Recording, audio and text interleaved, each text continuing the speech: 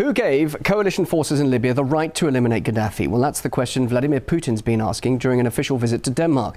The Russian premier also said NATO has effectively joined one of the warring sides in the conflict, and more responsible action should be taken instead.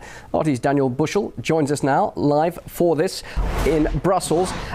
Daniel, so the Russian Prime Minister has effectively lashed out on the operation there in Libya. Yes, he's made the speech in Denmark and he was very angry. He says that Gaddafi is not the best person in the world. Sure, he's made many mistakes, done many bad things, but that does not give the coalition the right to bomb indiscriminately. His words were that they are bombing Gaddafi's palaces in Tripoli every night. Now, a coalition said that their plan was not to get rid of Gaddafi. So his question was, Mr. Putin's question was, why are the coalition forces obviously making this effort to go after Colonel Gaddafi himself? Now, we also heard that the experts here in Brussels have confirmed that there is bombing going on by the coalition forces, which is not being covered by the media here in the European Union. Mr. Putin added that oil was a key interest for the Western powers, for the European powers who have gone into Libya, that they want to get rid of Gaddafi and install people who are more favourable to the European Union so that European companies can control the oil reserves. Let's have a listen to exactly what Mr. Putin had to say. The coalition said destroying Gaddafi was not their goal. Then why bomb his palaces? Now some officials have claimed that eliminating him was in fact their goal.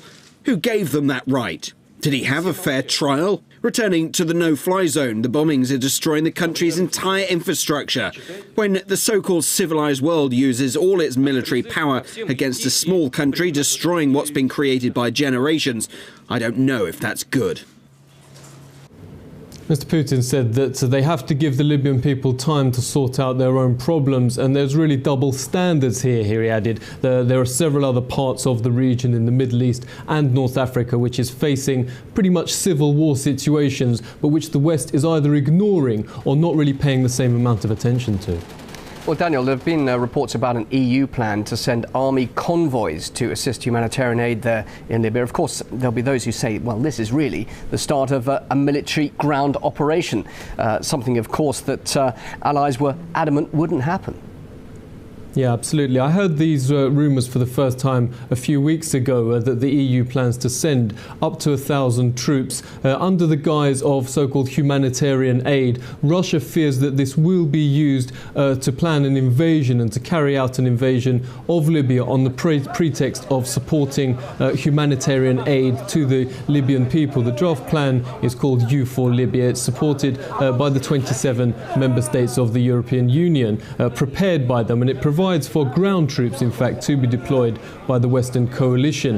In the port city of Misrata, which is currently under siege by forces loyal to Muammar Gaddafi. Here in Brussels, Michael Mann, the chief spokesman to the European Union High Representative Catherine Ashton, said that they would only send up to 1,000 troops, and the troops would only be used if they came under attack. Otherwise, they would only defend aid. Now, Russia has said that it will only support another UN resolution if it explicitly says that it will not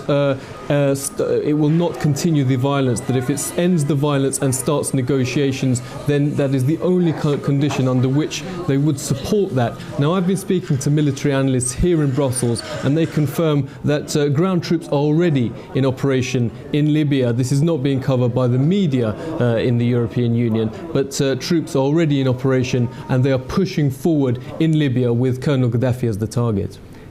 Daniel, thanks very much indeed for that. That's Daniel Bushell live there in Brussels.